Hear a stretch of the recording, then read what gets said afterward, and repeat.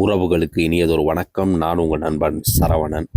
Government arts and science college and government college of education, so இதற்கான கௌரவ விரிவுரையாளர் பணிக்கான இணையவழி விண்ணப்பம்லாம் பதிவு செஞ்சுருக்கீங்க இல்லையா? ஸோ உங்களுக்கான ஒரு பதிவு தான் இது. ஒரு தெளிவுக்காக நீங்கள் என்ன செய்யணும், ஏன்னா பலரும் ஒரு ஆர்வத்தில் விண்ணப்பிச்சிருப்பீங்க.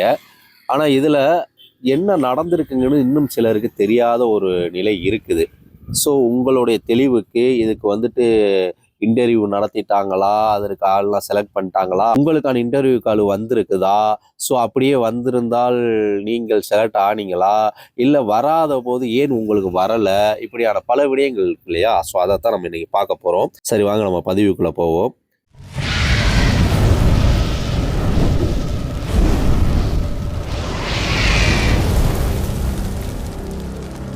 இப்போ government arts and science college and college of எஜுகேஷனுக்கான கெஸ்ட் லெக்சர் இதற்கான விண்ணப்பங்கள் பதிவு செஞ்சுருப்பீங்க, ரைட்டுங்களா?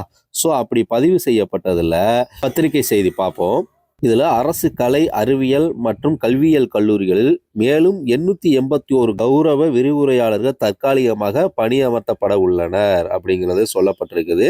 இது பார்த்தீங்கன்னா 24/9/2025 முதல் இணையம் வழியாக விண்ணப்பிக்கலாம் என மாண்புமிகு உயர்கல்வித்துறை அமைச்சர் முனைவர் கோவி செழியன் அவர்கள் தெரிவித்துள்ளார். ஸோ இதெல்லாம் கொடுக்கப்பட்டு அதற்கெல்லாம் விண்ணப்பிச்சிருப்பீங்க, ரைட்டுங்களா? இதில் பார்த்தீங்கன்னா 15,000க்கு மேற்பட்ட கூடுதல் இடங்களும் புதிய பாடப்பிரிவுகளும் தோற்றுவிக்கப்பட்டிருக்குது. மேலும் பார்த்தீங்கன்னா 15 புதிய அரசு கலை அறிவியல் கல்லூரிகள் தொடங்கப்பட்டிருக்கு. கல்லூரிகளில் காலியாக உள்ள இடங்கள்ல உடனடியாக நிரந்தர ஆசிரியர்களை பணியமர்த்த இயலாத நிலையில இந்த கெஸ்ட் லெக்சர் பணி ஏற்படுத்தியிருக்காங்க, ரைட்டுங்களா? 881 கௌரவ விரிவுரையாளர் தற்காலிகமாக பணியமர்த்துவதற்கு முடிவெடுக்கப்பட்டு இதில் 38 பாடப்பிரிவுகளில் 881 தற்காலிக கௌரவ விரிவுரையாளர் பணியிடங்கள் நிரப்பப்பட உள்ளது. இது பார்த்தீங்கன்னா 24/9/2025 முதல் 8/10/2025 வரை விண்ணப்பங்கள்லாம் கொடுக்கப்பட்டது. இப்படியாக விண்ணப்பித்ததில் தான் லிஸ்ட்டு, அதாவது இன்டர்வியூ லிஸ்ட்டு கொடுக்கப்பட்டிருக்கு.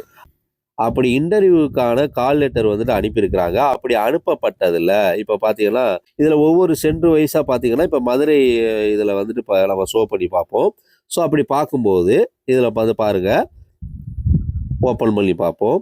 அப்படி ஓப்பன் பண்ணி பார்க்கும்போது இன்டர்வியூ யாருக்கெல்லாம் அனுப்பப்பட்டது அப்படிங்கிற தகவல் இதில் கொடுக்கப்பட்டிருக்குது. ஒவ்வொரு சப்ஜெக்ட்டுக்கும் இன்டர்வியூ கால் யாருக்கு அனுப்பப்பட்டதுங்கிற தகவல் இதில் இருக்குது.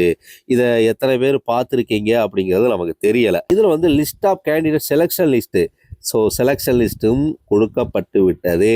இதில் மதுரை டிவிஷனில் பார்ப்போமா, கொடுத்தோம்னா ஷோ பண்ணோம்னா இதில் பார்த்தீங்கன்னா ஓப்பன் பண்ணி பாருங்கள், செலெக்ஷன் லிஸ்ட்டு ஒவ்வொரு சப்ஜெக்ட் வைஸாக செலெக்ஷன் லிஸ்ட்டு இதில் கொடுத்துருக்குறாங்க. 24/10/2025 இருந்து 4/11/2025 வரைக்கும் இந்த இன்டர்வியூ அழைச்சிருக்கிறாங்க. அதற்காக இன்டர்வியூ நடத்தப்பட்டிருக்குது. இதுதான் ஒவ்வொரு சப்ஜெக்ட் வைஸாக செலெக்ஷன் லிஸ்ட்டு கொடுக்கப்பட்டிருக்குது. ஸோ இந்த லிஸ்ட்டை நீங்கள் பார்த்தாலே உங்களுக்கு ஒரு ஐடியாவே கிடைக்கும், இது எப்படி இந்த ப்ராசஸ் நடந்திருக்குது அப்படிங்கிறது. இதில் பலருக்கு நமக்கு கால் லெட்டர் வரலையே அப்படிங்கிற ஒரு கேள்வி இருக்கலாம். ஸோ இதை பார்த்தீங்கனாலே உங்களுக்கு புரியும். அனைத்துக்குமே 881 வேக்கன்சிக்கும் இங்கே செலெக்ஷன் லிஸ்ட்டு கொடுத்து இன்டர்வியூலாம் பண்ணி செலக்ட் பண்ணிட்டாங்க, ரைட்டுங்களா? இப்படியாக செலக்ட் பண்ணவங்கள 18/11/2025 பணியில் சேரவும் வலியுறுத்தப்பட்டுள்ளது. இதில் ஏன் உங்களுக்கு வரலை அப்படிங்கிற ஒரு கேள்வி உங்களுக்குள்ள வரும் இல்லையா?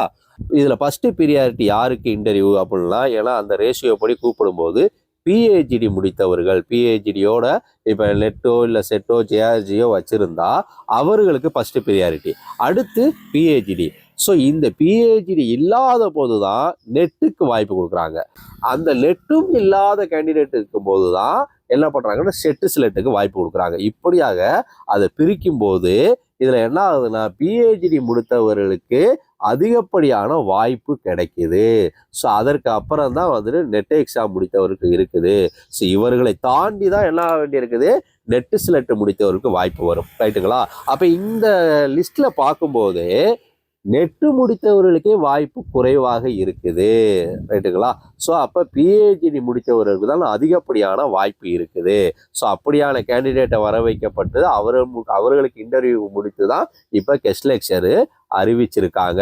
பலரும் எதிர்பார்த்துக்கிட்டு இருப்பீங்க, கெஸ்ட் லெக்சர் நம்ம விண்ணப்பிச்சோமே, நமக்கு இன்டர்வியூ கால் வரலையே, இந்த தகவலும் வரலையே அப்படின்ட்டு.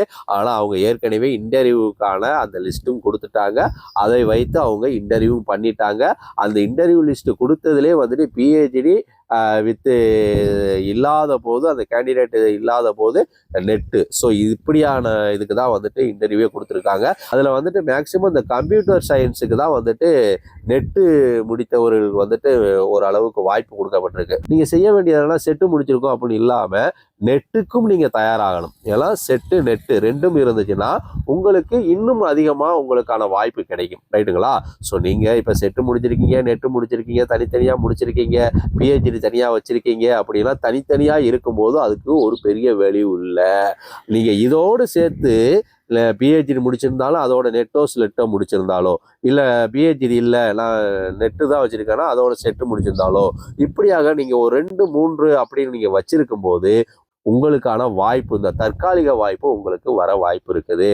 ஸோ ஆனால் அசிஸ்டன்ட் ப்ரொஃபஸர்ஸுக்கான வாய்ப்பு வந்துட்டு நீங்கள் இதில் ஏதாவது ஒன்று முடிச்சிருந்தாலே நீங்கள் அதற்கு எலிஜிபிள் தான். அந்த தேர்வை நீங்கள் எழுதலாம். ரைட்டுங்களா? ஸோ அதற்கு எதுவும் பிரச்சனை இல்லை. செலெக்ஷன் ப்ராசஸ் வரும்போது செட்டுக்கு இம்பார்ட்டனா இல்லை பிஹெச்டியா, ஏன்னா ரெண்டுமே ஒரு ஈக்குவலாக இருந்துச்சுன்னா பிஹெச்டிக்கு தான் அங்கே இம்பார்ட்டன் வரும். ஸோ அதையும் நீங்கள் பார்த்துக்கணும். ஸோ இப்போ நீங்கள் உங்களுடைய தகுதியை மேலும் மேலும் வளர்த்துக்கக்கூடிய ஒரு வாய்ப்பை ஏற்படுத்தி கொள்ளுங்க அப்படிங்கிறதுக்காக தான் இந்த பதிவு. ஸோ மீண்டும் ஒரு நல்லதொரு வாய்ப்பில் சந்திப்போம். நன்றி, வணக்கம்.